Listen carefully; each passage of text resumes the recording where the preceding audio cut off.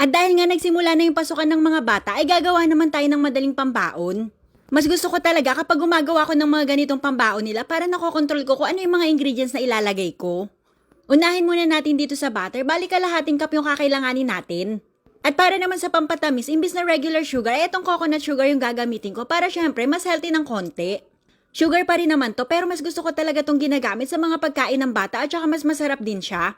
Bali 1 cup yung gagamitin ko dyan at kakailanganin rin natin ng isang itlog. Yung butter nga pala dito mga mamshis ay dapat melted at salted din yung gamit ko. Kung hindi naman salted yung gagamitin nyo ay pwede maglagdag na lang ng konting asin. Pambabalance lang naman yun ng flavor. Tapos lagay rin tayo ng baking soda, kalahating kutsarita niyan. Tapos mix lang natin mabuti para halong-halo talaga yung baking soda. Medyo may lasa kasi yun kapag hindi nahalong mabuti kaya mas maganda kung sa ganitong stage nyo siya ilalagay.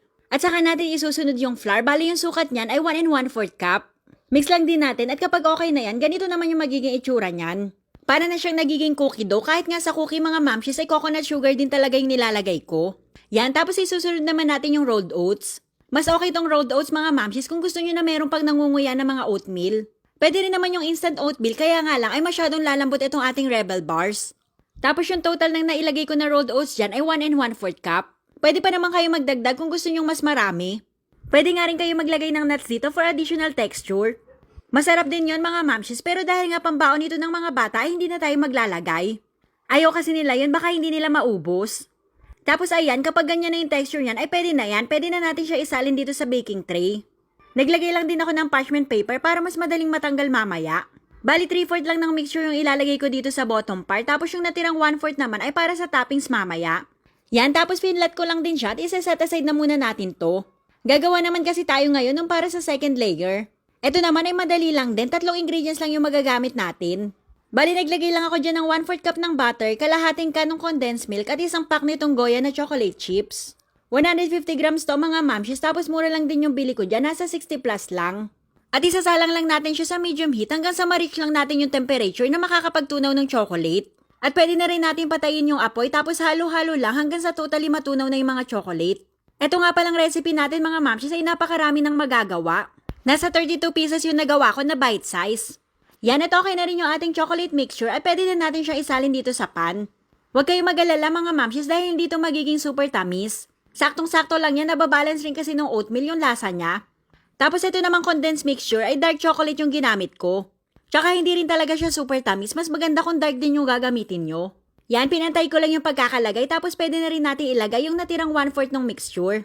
Yung paglalagay naman ito ay dapat hindi talaga pantay-pantay, balik pa ganyan lang yung ginawa ko.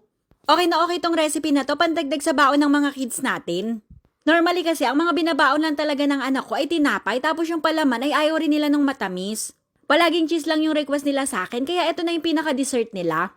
At saka ang gusto ko nga dito ay merong rolled oats para nakakakain rin sila. At ibibake naman natin to sa preheated oven ng 350 degree Fahrenheit ng 45 minutes.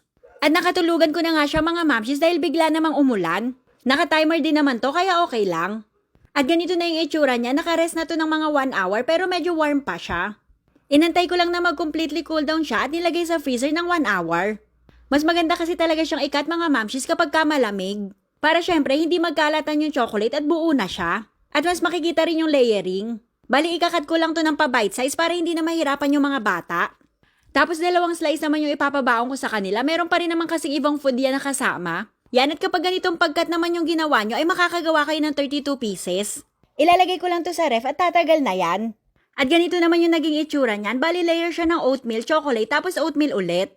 At syempre ipapatikim na natin yung kay Luis kung approve ba sa kanya. At approve naman daw sa kanya, palagi naman nilang nauubos yung mga pinababaon ko sa kanila. At syempre hindi pwedeng hindi rin titikman ni mama yan. Super bango nga nito habang naluluto mga mamshis kaya takam na rin ako.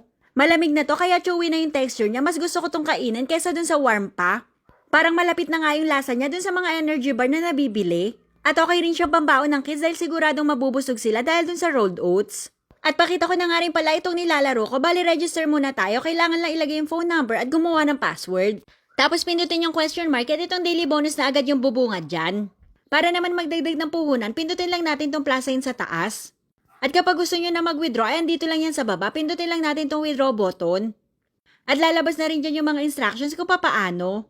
Sa mga laro naman ay napakaraming pwedeng pagpilian pero dito muna tayo sa paborito ko na color game. Super dali lang kasi nito, bali mamimili ka lang sa mga kulay na yan. Pero syempre mga mamsis, libangan lang naman at bawal rin sa mga bata.